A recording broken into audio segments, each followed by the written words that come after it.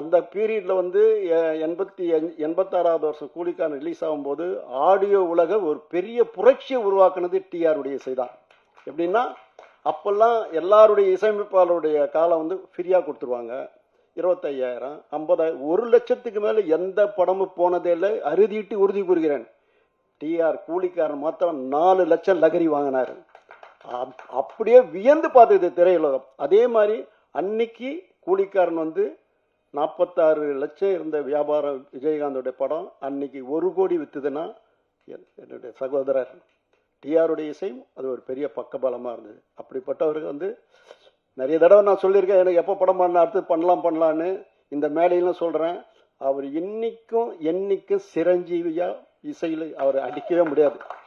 அவர் எழுதுகிற வசனங்களும் அவர் அமைக்கிற காட்சிகளும் இன்னும் மாஸ் கொட்டிக்கினே இருக்கும். ஆகவே திரும்ப சொல்றேன் ராஜி, நான் டிஆர் அப்படித்தான் சொல்றேன், ராஜி எப்போ நீ என்னை அழைக்கிற நம்ம சேர்ந்து படம் பண்ணுவோம்.